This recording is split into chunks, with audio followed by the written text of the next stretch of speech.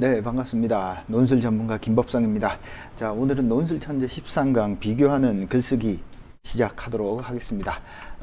비교하는 글은 이제 요약과 비교는 대학에서 정말 자주 나오는 문제 중에 하나입니다. 비교하는 글을 쓰는 데 있어서 학생들이 가장 많이 저지르는 실수는 그냥 비교를 단순히 어떤 내용 요약 정리로 생각하는 경우가 많다라는 거죠. 그래서 비교하는 글쓰기는 내용의 단순한 요약 정리가 아니다라는 것을 충분히 이해하고 숙지하는 게 필요합니다. 자, 예를 한번 들어보죠. 그냥 간단하게만 여기 제 책상 앞에 이렇게 종이가 있습니다. 제가 뭐 할 것들 써놓은 건데 종이가 있고 또 뭐 아무거나 여기 열쇠가 있네요. 자, 이건 종이고 이건 열쇠다 라고 하는 건 어떻죠? 종이다, 열쇠다 라고 하는 건 단순히 요약이죠. 그렇지만 이 두 가지를 비교하라는 것은 비교하는 어떤 기준들이 반드시 있어야 돼요. 그죠? 이걸 논술쌤이 사용하는 어떤 용도, 물건의 어떤 쓰임을 기준으로 비교하면 요거는 뭔가 기록할 때 쓰는 거고 요건 문을 열 때 쓰는 거다. 그래서 쓰임이라고 하는 것이 안에 각각 들어있지만 내가 쓰임으로 비교할지 무게로 비교할지 크기로 비교할지 색깔로 비교할지는 누가 정해요? 내가 정해요. 그래서 비교하는 글도 논증하는 글이 돼야 됩니다. 요게 아이들이 이제 비교하는 글을 접근할 때 실수하는 가장 큰 부분들입니다. 요걸 조금 숙지를 해 두시고 비교하는 글 쓰는 어떤 연습을 조금 합시다. 자, 그럼 머리를 좀 안 감았더니 좀 지저분하네요. 자, 그럼 차근차근 설명을 해볼게요. 오늘 배울 부분은 교재 128쪽에 있습니다. 제가 몇 쪽에 있는지는 넣지는 않았네요. 잠깐 넣어드리면요. 교재 128쪽에 있습니다. 오늘 강의할 부분은요. 자, 그러면 차근차근 한번 이야기를 해볼까요? 128쪽 보시면 비교 이렇게 되어 있죠. 비교는 요약이 아니다. 그래서 방금 이야기한 부분입니다. 학생들이 비교하는 글을 쓸 때 가장 많이 저지르는 실수. 그냥 가는 이렇다. 반면에 나는 이렇다. 그래서 가는 이렇고 나는 이렇다를 중간에 반면, 이와 달리, 그러나 뭐 이런 형태를 쓰면 그냥 비교가 된다라고 생각을 하는데요. 딱 읽었을 때 비교하는 것이 분명하게 드러나지 않으면 절대 좋은 글이 아닙니다. 이렇게 써도 틀린 건 아니지만 읽는 사람으로 하여금 가와 나의 내용이 정확히 구분된다라는 느낌이 확실하게 들어야 됩니다. 그러기 위해서는 여러분들이 어떤 형태로 쓰더라도 비교하는 기준을 분명하게 설정하고 글을 쓰셔야 됩니다. 알겠죠? 자, 그래서 비교한다라고 하는 것은 방금 제가 종이와 열쇠를 이렇게 예를 들었던 것처럼 쓰임을 기준으로 어떻게 비교했다. 그죠? 용도를 기준으로 어떻게 비교했다. 크기를, 무게를 기준으로 어떻게 비교했다. 비교를 하는 순간 내가 어떤 기준으로 비교했는지를 명확하게 조금 찾아서 글을 씁시다. 그래서 비교하는 문제를 보면요. 가와 나의 내용을 비교하시오. 이렇게 그냥 뜬금없이 비교를 요구하는 경우가 있습니다. 자, 비교의 기준이 있어요? 없어요? 없죠. 그러면 누가 찾아요? 내가 찾는다. 나는 가와 나를 X라는 기준으로 비교할 거야. 크기라는 기준으로 비교할 거야. 요건 누가 설정해요? 내가 설정해요. 그래서 내가 이 가, 나 중에서 나는 크기를 중심으로 비교를 했어. 근데 내가 왜 이걸 크기를 중심으로 비교했냐면 크기가 가장 중요한 요소이기 때문에. 그죠? 내가 찾은 기준이 가, 나를 비교하는 데 있어서 가장 중요하고 가장 의미 있는 기준이 된다면 그 자체로 좋은 비교가 된다. 알겠죠? 무슨 말인지. 자, 그 다음 이렇게 비교하는 문제는요 여러 가지 형태로 나옵니다. 3과 4를 예측 오류의 발생 가능성, 획득한 지식의 신뢰성, 지식 획득 방법의 정당성 측면에서 비교 분석하시오. 자, 하나, 둘, 세 가지를 물었네요. 그죠? 근데 글자 분량은 400자입니다. 이거 외대 문제인데요. 실제로 이 3번, 4번 제시문을 보시면 예측 오류의 발생 가능성, 획득한 지식의 신뢰성, 지식 획득 방법의 정당성이라는 말은 한자도 나오지 않습니다. 그렇지만 논제가 요구하는 기준을 던져줬고 이걸 중심으로 여러분들이 3번과 4번 제시문의 차이를 구별할 수 있는지 없는지를 대학은 보고 싶은 겁니다. 자, 이렇게 논제에서 어떤 주제를 안 주는 경우가 있고, 즉 비교할 기준을 주지 않는 경우도 있고, 외대 문제처럼 이렇게 비교할 기준을 주는 경우도 있습니다. 그런데 요거는 400자로 조금 짧죠. 요구하는 것도 많죠. 그렇기 때문에 짧게 분명하게 간단 명료하게 쓰는 걸 대학이 요구하는 문제다라고 생각을 하시면 되고요. 연세대 문제 한번 볼까요? 예술적 성취를 기준으로 가나다를 비교 분석하죠. 천자네요. 그죠? 자, 예술적 성취와 관련해서 가나다를 비교한다. 가나다의 논지를 비교한다. 비교 분석하시오니까 이거는 어떤 예술적 성취인지, 예술적 성취를 이루는 방법은 뭔지, 예술적 성취가 나타나는 어떤 분야는 어떤 건지, 그 과정에서 어떤 노력 시도들이 있는지, 뭐 예술적 성취가 가지고 있는 가나다의 각각의 특징을 비교 분석한다거나, 자, 예술적 성취라는 주제를 던져줬지만 그 하위에 해당되는 요소, 개념, 기준들은 여러분들이 적극적으로 찾아서 비교 분석하시면 되겠습니다. 자, 그 다음 이렇게 주제를 던져주고 그 하위 개념을 내가 찾아서 비교하는 거죠. 자, 그러니까 비교는 그냥 가나를 비교하세요, 이런 주제조차 던져주지 않는 대학도 있고, 주제를 이렇게 던져주는 대학도 있고, 이런 차이가 조금 있습니다. 주제를 던져주는 대학들은 던져진 주제를 중심으로 처음부터 끝까지 비교하는 게 아주 중요하겠네요. 2013년도 기출 보면 가나다의 공통된 주제를 찾고, 공통된 주제를 찾으라고 했으니까 공통된 주제는 뭐야? 자, 차이는 뭐죠? 이렇게 공통된 주제를 앞에 2016년도 문제는 주었냐 주지 않았냐, 이 차이입니다. 그러니까 공통된 주제를 잘못 찾으면 어떻게 될까요? 틀리겠네요. 그죠? 3000%로 빠지는 글이 됩니다. 공통된 주제를 찾고 이 공통된 주제를 바탕으로 비교하라. 차이점은 큰 게 없어요. 다만 공통된 주제를 주냐 마냐, 이 차이죠. 그죠? 자, 그 다음에 하나만 더 보겠습니다. 고대는 이제 논술은 없어졌지만 뭐 이런 형태, 일의 내용을 바탕으로 어떤 제시문을 기준으로 해서 2, 3을 비교하길 요구하는 겁니다. 그죠? 그래서 일의 내용에는 2, 3을 비교할 수 있는 어떤 기준들이 들어있죠. 이런 형태의 문제들도 종종 나옵니다. 자, 성대 문제에 보면 제시문을 여러 개를 주고 개인과 사회의 상대적 가치에 관한 관점을 담고 있다. 그래서 개인과 사회의 상대적 가치가 어떻게 다른지 두 입장으로 분류하시오. 그래서 분류하라는 것도 크게 보면 이제 비교하는 문제죠. 그죠? 내가 어떤 식으로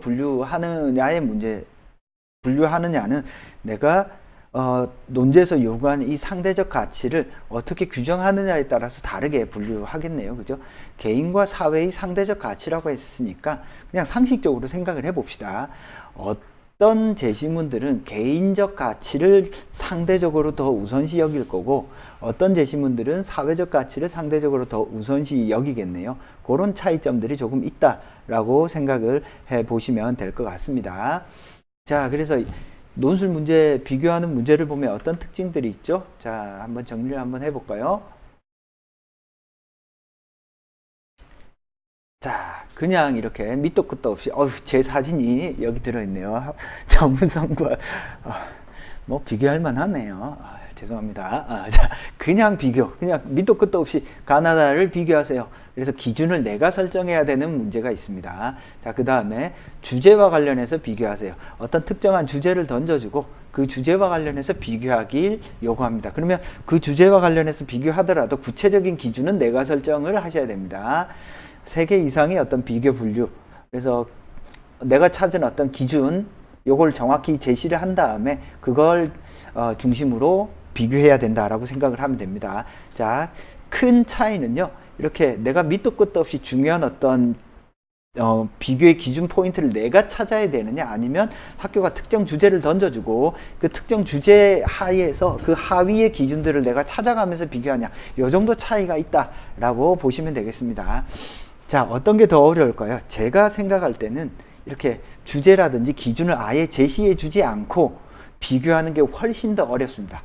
즉, 가나다를 비교하세요 보다는 가나다를 예술적 성취와 관련해서 비교하세요, 요게 더 쉽다라는 거예요. 제가 이게 쓰게 시켜보면 알아요. 학생들한테 가나다를 비교하세요 하면 대부분 학생들이 진짜 쉽게 써요. 쉽게 쓴다는 뜻이에요. 뭐냐면 그냥 가나다 대략 눈에 띄는 걸 보고 요약 정리하듯이 씁니다. 근데 막상 글을 보면 정말 요약 정리밖에 없어요. 근데 이제 예술적 성취와 관련해서 가나다를 비교하세요. 이 문제를 내잖아요. 학생이 훨씬 더 어렵게 느껴요. 근데 실제 쓴 글을 보면 어떤 주제라든지 이런 개념을 던져줬을 때 학생들의 글이 훨씬 좋아요. 즉 점수의 스펙트럼이 훨씬 다양하게 나온다라는 뜻입니다. 하지만 그냥 가나다를 비교하세요라는 글을 쓰면요, 대부분 학생들이 진짜 상투적인 글을 씁니다. 즉 가나다가 어떤 주제에 대해서 이야기를 하고 있고 어떤 주제와 관련해서 가나다가 어떻게 다른지를 꼼꼼하게 쓴 글이 거의 없어요. 무슨 뜻인지 알겠죠? 학생들은 가나다를 비교하세요를 쉽게 느끼지만 실제 쓴 글을 보면요, 가나다를 비교해서 쓴 글은 정말 비슷비슷한 글이 99%가 나와요. 자, 그래서 논술을 가르치는 입장에서 보면 가나다를 비교하세요가 훨씬 더 어려운 문제예요. 자, 여기에는 뭐가 담겨 있어요? 주제를 여러분들이 설정을 하고 그 주제와 관련해서 각각의 하위 개념들을 스스로 발견하기를 대학은 요구하고 있다, 대학은 기대하고 있다라는 뜻입니다. 자, 그래서 이렇게 그냥 비교가 좀 더 어려운 문제다라고 저는 생각을 합니다. 실제로 여러분들이 써보시면 아마 조금 더 느끼실 겁니다. 자, 그러면 예를 들어서 한번 설명을 해봅시다. 자, 비교하시옵니다. 논술샘을 여기 갖다 놨네요. 그죠? 자, 논술샘. 나무샘과 정우성을 비교하시오. 가와 나를 비교하시옵니다. 이건 뭐죠? 그냥 가, 나를 비교, 논술샘과 정우성을 비교하세요. 그건 어떻게 하는 거예요? 기준을 내가 설정하는 거예요.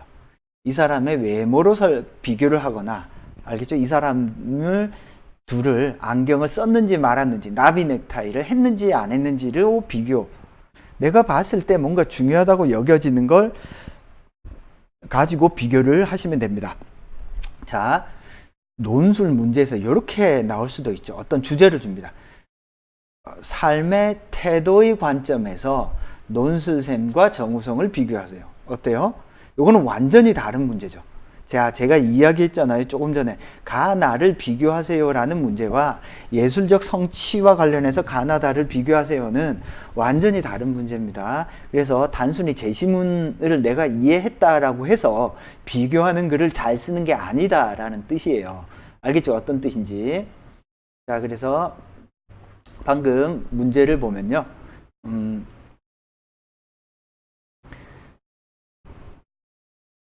삶의 태도와 관련해서 논술샘과 정우성을 비교하시오 하면 비교하시오죠. 뼈대입니다. 조건은 뭐죠? 삶의 태도의 관점에서. 개념어는 삶의 태도입니다. 그러면은 정우성과 논술샘의 어떤 삶의 태도를 볼 수 있는 부분들을 여러분들이 열심히 찾으셔야 됩니다. 그죠?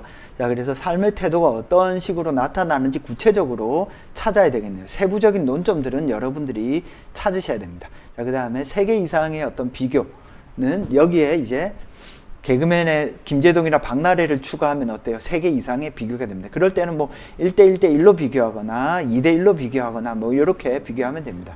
알겠죠? 이거는 뭐 예를 들어서 성별을 중심으로 비교한다 라고 하면은 논술샘, 정우성은 남성이지만 박나래는 여성이다. 그죠? 뭐 키로 비교한다. 키가 상중하. 뭐 이런 식으로 비교할 수 있겠네요. 그죠? 그래서 이렇게 3개 이상의 비교는 어떤 기준들을 여러분들이 설정을 해서 비교를 하시면 되겠습니다. 대신 이렇게 3개 이상이 나올 때는 항상 묶으셔야 됩니다. 이건 기본이다. 무슨 뜻인지 알겠죠? 자, 그 다음에 조금 더 이렇게 디테일한 얘기를 조금 해봅시다. 그래서 우리가 요걸 생각을 해보셔야 돼요. 어떤 비교를 요구한다라고 할 때는 이미 큰 틀에서 묶는 뭔가가 있어요. 자, 완전히 다른 게 비교가 가능한가요? 그래서 비교를 한다라고 하는 것은 큰 틀에서 공통적으로 뭔가를 묶으셔야 돼요. 제가 아까 예를 들어 봅시다. 이 종이, 논술샘이 사용하는 종이와 논술샘이 사용하는 열쇠가 있습니다. 이 두 개는 뭔가 비교하라고 할 때는 대학이 이미 큰 틀에서 이것들을 묶을 수 있는 게 있다라는 거예요. 자, 정우성이라고 하는 사람과 논술샘이라고 하는 사람을 비교한다라고 할 때는 큰 틀에서 뭔가 묶을 수 있는 게 있다라는 거죠. 둘 다 사람이다, 남자다. 그러니까 이 두 개를 묶을 수 있는 공통의 집안 혹은 상위 개념을 조금 찾아주는 게 필요합니다. 그래서 이 상위 개념을 조금 찾고요. 그 다음에 이 상위 개념에 따라서 어떤 차이가 있는지를 이야기하면 조금 좋겠네요. 그래서 어떤 구성 요소, 똑같이 어떤 정장을 입고 있지만 둘이 메고 있는 어떤 나비 넥타이의 모양이 다르다. 알겠죠? 또 둘 다 어떤 남성이지만 어떤 남성으로 가지고 있는 어떤 특징들이 다르다. 알겠죠? 그래서 구성 요소의 차이점을 조금 구별해 주시면 되겠습니다. 따라서 비교하는 글을 쓴다라고 할 때 그냥 밑도 끝도 없이 써봅시다. 자, 가나를 비교하시오. 가나를 비교하시어야 되는 그냥 글이에요. 가나는 모두 남성에 해당한다. 그러나 그들의 외모, 스타일 등에는 차이가 있다. 자, 외모 스타일은 누가 잡은 거야? 내가 잡은 거야. 내가 보았을 때, 글을 쓰는 시험을 보는 내가 보았을 때 외모와 스타일이 가장 중요한 어떤 핵심적인 차이이기 때문에 잡은 거잖아요. 그죠? 외모, 스타일의 차이가 있다. 그러면 내가 외모랑 스타일을 잡았잖아요. 그러면 외모와 스타일을 중심으로 나머지를 구성하면 돼요. 가는 밝은 계열색을 옷을 입고 있다면 나는 어두운 색의 어떤 검정색 옷을 입고 있다. 둘째, 나비 넥타이를 맨 것은 같지만 모양과 색은 차이가 난다.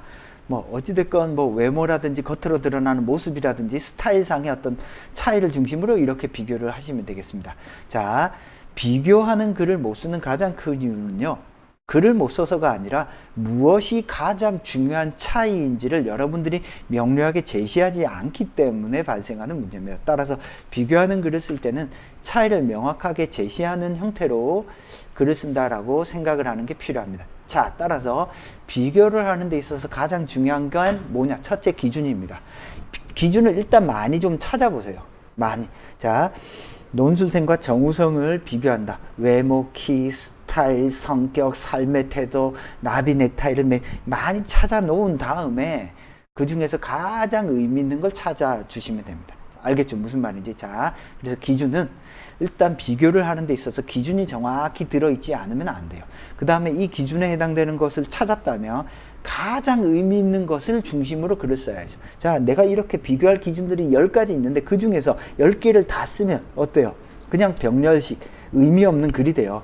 가장 핵심적인 차이는 첫째 뭐고 둘째 뭐다, 이렇게 쓰셔야 된다는 뜻입니다. 그래서 비교하는 글을 쓸 때 학생들에게 가장 중요한 거는 의미 있는 어떤 글을 쓰는 겁니다. 자, 기준을 설정한다라는 건 뭐냐면, 자, 이렇게 한번 생각을 해봅시다. 가와 나를 비교하세요. 그러면 제가 앞에서 논리적 사고 과정, 사고 구조를 설명했죠. 그죠? 자, 가는 이런 논리를 쓰고 있고 나도 이런 논리를 쓰고 있어요. 그러면 필자를 기준에 놓고 보면 필자가 어떻게 같다 다르다. 논의하는 대상을 기준으로 놓고 보면 논의하는 대상이 어떻게 같다 다르다. 자, 만약에 논의하는 대상이 똑같다면 논의하는 대상을 바라보는 기준이 어떻게 다르다. 자, 예를 들어서 똑같이 논술셈을 이야기하고 있는데 가의 필자는 이거 나로 되어 있네요. 가의 필자는 논술셈을 외모의 측면에서 본다면 나의 필자는 논술셈의 어떤 성격의 기준에서 보고 있다. 알겠죠? 무슨 말인지. 자, 그래서 비교의 기준은 여기에 있는 게 중요한 기준이 될 수 있습니다. 사고의 구조. 대상은 대상끼리, 판단은 판단끼리, 이유는 이유끼리 비교해보는 습관을 들이세요. 자, 똑같은 주장을 하는데, 가나는 똑같은 주장을 하는데 그러한 주장에 도달한 이유나 어떤 판단의 기준이 다르다. 알겠죠? 그래서 사고 구조화를 잘하면 대상은 대상끼리, 판단은 판단끼리, 필자는 필자끼리 비교를 하시면 됩니다. 그 중에서도 여러분들은 비교를 할 때 어떻게 하셔야 돼요? 가장 의미 있는 걸 비교해야죠. 쓸데없는 거 100개 비교하는 건 중요한 게 아니에요. 자, 가나는 어떤 문제에 대해서 이야기하는데 가장 핵심적인 차이는 바로 이거야. 알겠죠? 그래서 가장 중요한 걸 중심으로 비교를 하셔야 됩니다. 그래서 이것들을 표로 비교를 나오면 표로 만들어 보는 게 좋습니다. 표로 만들어 보는 게 좋은데요. 제가 친절하게 이렇게 표를 만들어 놓았죠. 그죠? 가나다를 비교하세요 하면 가나다가 논의하는 대상, 주제가 뭔지, 그것에 대해서 어떤 판단을 내리는지, 기준은 뭔지, 이유 근거는 뭔지. 그래서 이것 외에도 여러분들이 찾을 수 있는 어떤 기준이 있다면 기준을 막 찾으세요. 가나다를 삶의 태도의 측면에서, 무게의 측면에서, 크기의 측면에서. 자, 그렇지만 반드시 여기에 있는 부분들은 조금 찾아주시는 게 좋아요. 여러분들이 스스로 찾을 수 있는 기준을 찾는다고 할지라도 마지막에 요 하나 장점, 단점, 원인, 의미는 반드시 비교하는 문제에서 습관을 들이는 게 조금 좋습니다. 자, 예술적 성취와 관련해서 가나다를 비교하라. 예술적 성취가 가지고, 가나다의 예술적 성취가 가지고 있는 장점을 비교할 수도 있죠. 가나다의 예술적 성취가 가지고 있는 어떤 단점을 이야기할 수도 있습니다. 가나다는 예술적 성취를 이런 것으로 규정해. 그 원인은 뭔지, 예술적 성취가 가지고 있는 의미는 뭔지. 자, 여기 1, 2, 3, 4는 대학에서 묻건 묻지 않건 여러분들이 한번 생각해 보는 게 다른 학생들과 구별되는 글을 쓰는 방법이에요. 제가 이 이야기를 왜 하냐면, 아이고 벌써 20분이 넘었네요. 좀 빨리 마무리해야 되겠습니다. 비교하는 글이 좀 어려워요. 제가 이 장점, 단점, 원인, 의미를 왜 이야기하냐면, 비교하는 글을 대학이 요구하는 답이 딱 정해져 있는 문제를 쓸 때는 상관이 없는데, 연세대처럼 비교하는 거를 좀 길게 요구하거나 경희대처럼 길게 요구하는, 예를 들어 경희대는 2개를 비교하라고 하는데 거의 한 500자, 600자 정도를 주거든요. 그런 문제를 쓸 때는 단순히 제시문 안에 있는 것만, 즉 앞부분에서 이야기한 것처럼 구성 요소만을 비교하기를 요구하지는 않습니다. 구성 요소를 넘어서서 이 제시문들이 가지고 있는 어떤 의미를 비교한다거나 이 제시문들이 가지고 있는 어떤 장점, 단점을 비교하는 걸 여러분들이 스스로 만들어내면서 비교를 해야 다른 학생들과 구별되는 글을 쓴다라는 거죠. 알겠죠? 어떤 뜻인지. 자, 그런 점에서 보면 요 4가지는 여러분들이 의식적으로 생각해 보는 게 반드시 필요하다. 특히 연세대라든지 경희대라든지 이런 대학을 쓰는 학생들은 요 4가지를 조금 더 고민해 보는 게 좋습니다. 알겠죠? 무슨 말인지. 자, 그 다음에 조금 더 볼게요. 자, 그 다음에 이제 좀 어려운 부분입니다. 대부분 학생들이 비교하라 그러면, 그림을 놓고 조금 설명을 드릴게요. 비교하라 그러면 어떻게 하느냐? 일단 이분법적인 비교를 합니다. 좋다, 나쁘다, 크다, 작다. 자, 이게 뭐 틀린 건 아니에요. 이분법적인 어떤 비교가 틀린 건 아닌데, 이분법적인 비교는 주로 판단에만 있습니다. 판단. 착하다, 잘생겼다, 못생겼다, 크다, 작다. 판단이죠. 대부분의 비교는 범주적 비교예요. 자, 동일한 대상을 어떤 범주에서 바라보느냐. 자, 논술샘을 과학적 측면에서 바라보느냐, 어떤 경제적 측면에서 바라보느냐. 그래서 이 범주가 잘 안 잡힐 때는 교과서적인 범주를 조금 잡아보는 게 좋아요. 많은 학생들이 비교를 할 때 이분법적인 비교는 시키든 시키지 않든 잘 해요. 그렇지만 범주적 비교는 학생들이 잘 못해요. 그래서 의식적으로 범주적 비교를 하려고 노력하는 것이 좋습니다. 자, 이 범주적 비교는 어디서 나타나느냐? 기준이나 대상에서 나타납니다. 아니면 어떤 실천에서 나타나죠. 이유 근거에서 나타납니다. 많은 경우에서 이 범주적 비교를 적극적으로 하려고 노력을 하면 다른 학생들과 구별되는 글을 쓸 수 있습니다. 즉, 이렇게 범주적 차이나 이분법적인 차이를 명확하게 제시하면 제시할수록 어떤 글의 느낌이 난다? 비교의 글의 느낌이 납니다. 알겠죠? 요거를 꼭 머릿속에 조금 넣어 두시는 게 필요하겠습니다. 그래서 비교하는 글은 기본적으로 여러분들이 차이 혹은 비교되는 느낌이 강력하게 나도록 쓰셔야 됩니다.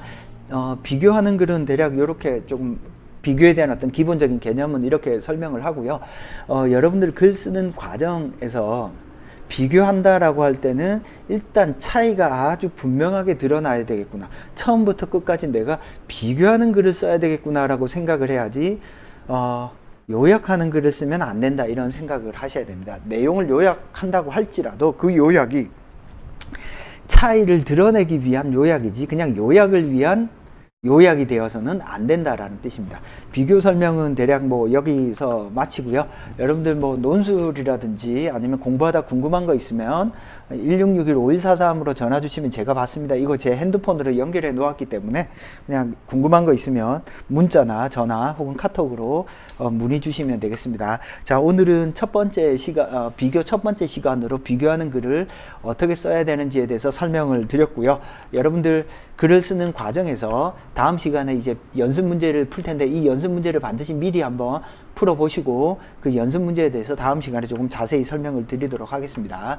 자, 이 강의는 유튜브라든지 아니면 논술의 법칙 홈페이지에 올라와 있으니까요. 꼼꼼히 여러분들 보면서 스스로 공부를 하면 큰 도움이 될 겁니다. 자, 오늘 설명 여기서 마치도록 하겠습니다. 감사합니다.